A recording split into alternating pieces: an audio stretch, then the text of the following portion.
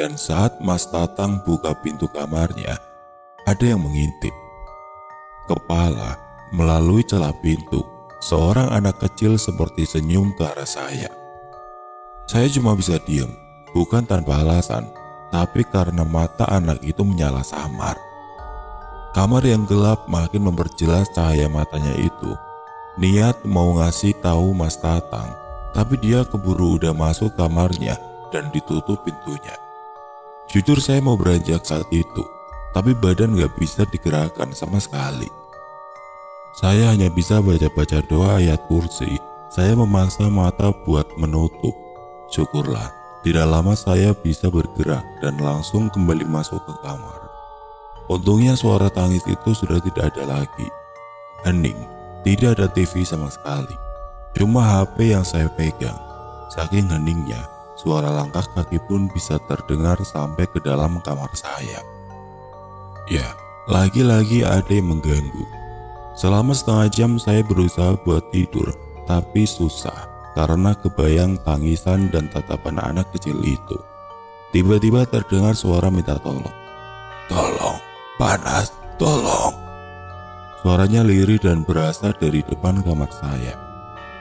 Jujur saya bukan tidak ingin menolongnya, tapi yang jadi alasan saya tidak mau bangkit dari tempat tidur adalah di kos ini tidak ada cewek sama sekali. Dan suara minta tolong itu adalah suara cewek. Kalau nenek yang punya gedung, saya hafal suaranya. Tapi yang ini bukan. Lagi-lagi suaranya terdengar. Tolong, anak saya, tolong. Selain aneh dengan suara itu, yang lebih buat saya makin yakin untuk diam adalah di sini juga tidak ada anak kecil sama sekali. Yang di kamar Mas Tatang itu, saya yakin adalah penampakan. Saya tutup telinga karena suara itu pelan tapi rasanya menusuk pendengaran saya. Kali ini selain suara minta tolong, ada suara tangisan juga. Jantung saya rasanya mau copot malam itu, merinding udah gak bisa saya tahan lagi. Rasanya mau kabur tapi saya takut saat keluar kamar akan ketemu hal-hal yang bisa bikin saya pingsan. Saya tahan tapi makin lama bukannya saya takut. Rasa kesal yang saya rasakan mendengar suara minta tolong dan tangis itu yang terus menerus. Bayangkan, hampir 15 menit itu suara terus terdengar sama saya. Saking kesalnya saya teriak, "Diam, berisik!" Kalian tahu, ternyata suara teriakan saya itu berhasil dan suasana langsung kembali hening. Entah mereka paham dengan bahasa saya atau apa. Suara minta tolong dan tangisan itu langsung berhenti. Saya kembali sedikit tenang. Saya baca doa dan coba untuk tidur. Mungkin karena sudah mengantuk, jadi cepat terlelapnya. Hari ini adalah hari keempat saya berada di kosan. Seharian di kampus buat saya sedikit lupa dengan kejadian-kejadian di kosan. Tapi saat sudah waktunya pulang, bayangan-bayangan itu kembali menghantui. Ini buat saya malas balik ke kosan. Tapi saya bingung mau kemana juga. Mau ke rumah Abi. Kayaknya sudah cukup saya nyusahin dia pas baru sampai di sini. Mau nongkrong, gak ada teman. Terpaksa balik ke kosan jalan satu-satunya. Jam sudah menunjukkan pukul 5:30. Sudah memasuki maghrib. Saya pesan Gojek. 10 menit kemudian drivernya datang. Sesuai lokasi ya Kang? Iya Mas, sesuai. Setengah jam perjalanan sampailah di tikungan yang mengarah ke kosan saya. Belok kiri arah kosan, lalu lurus ke arah perumahan warga. Di tikungan inilah saya berdebat dengan drivernya karena dia berhenti mendadak. Loh Mas, kenapa berhenti? Gak apa-apa Kang, sampai sini saja ya Kang. Ya Mas, dikit lagi kosan saya itu. Duh kan, sumpah, sampai sini saja ya. Kali ini wajahnya mulai pucat. Karena saya nggak mau berdebat terus-menerus, terpaksa saya turun di situ dan melanjutkan dengan berjalan kaki. Emang tidak jauh, hanya 300 meter kira-kira, langsung sampai di depan kosan saya. Udah gelap, kanan kiri ilalang dan semak-semak, bikin bulu merinding tidak karuan. Berharap ada salah satu penghuni kosan yang lewat agar bisa bareng. Tapi harapan tinggal harap. Gak ada sama sekali yang lewat. Sepanjang jalan itu pun saya selalu menunduk dan baca-baca doa supaya nggak lihat yang aneh-aneh. Dan sepanjang jalan itu pun saya merinding tidak karuan. Rasanya seperti di ruangan yang penuh dengan makhluk halus. Kira-kira 100 meter sampai kosan, pandangan saya mengarah ke gedung. Entah kenapa rasanya jauh sekali.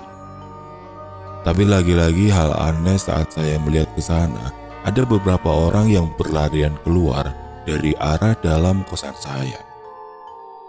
Dan yang lebih anehnya lagi, orang-orang keluar dari arah dalam kosan itu tidak ada satupun yang saya kenal. Jumlahnya pun ada sekitar 7-10 orang.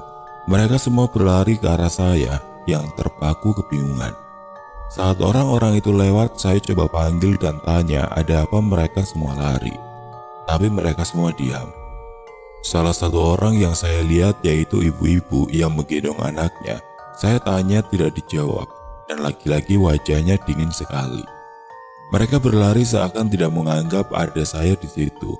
Bahkan sekedar memberitahu saja tidak sama sekali. Karena penasaran, saya pun langsung berlari ke arah kosan. Lalu saat sampai di depan saya terdiam. Terdiam karena ternyata tidak ada apa-apa. Sepi seperti biasanya. Saya langsung menoleh ke arah orang-orang yang berlarian tadi dan mereka tidak ada sama sekali. Sepanjang jalan itu kosong, gelap. Mereka semua seakan hilang begitu saja. Logikanya, secepat apapun orang lari dengan jarak hampir 300 meter, pasti akan kelihatan juga. Apalagi ada ibu-ibu yang saya lihat gendong anaknya. Apa mungkin bisa lari secepat itu? Udah capek, ngalamin hal kayak gini bikin saya benar-benar lemas. Saya berjalan pelan ke arah dalam, tidak peduli mau ada apa nanti. Mau ada pocong, nangis, minta tolong, atau anak kecil masa bodoh. Saya tidak peduli saat itu. Sampai kamar, saya langsung menuju kasur karena badan rasanya benar-benar letih saat itu. Bahkan saya tidak sadar kalau sampai ketiduran dengan baju yang belum saya ganti. Tapi saya bersyukur jadi tidak ngerasain gangguan-gangguan kayak kemarin lagi. Hari kelima sampai ketujuh pun sama. Bayangan kegiatan di kampus buat saya selalu langsung tidur begitu sampai di kamar. Feeling saya merasa seperti mereka takut ganggu saya karena teriak waktu itu. Ternyata saya salah. Hari ke-8 puncak-puncaknya gangguan. Dengan gemetar saya ceritain ini semua. Saya nggak berharap kalian percaya, tapi inilah yang saya alami saat itu. Hal-hal yang buat kita takut itu kadang susah buat dilupain.